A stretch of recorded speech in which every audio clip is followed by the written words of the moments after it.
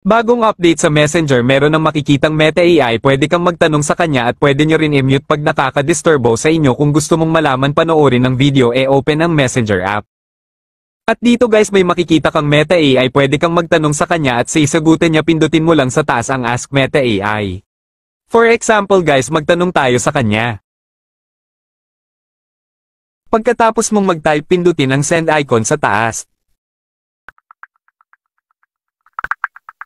At dito guys, sasagutin na niya ang mga katanungan mo. At kung gusto mong i-mute kung sa palagay mo nakakadisturbo sa'yo, pindutin ang letter I sa taas. Pindutin ang mute. Ang piliin natin ay ang Until I Change It.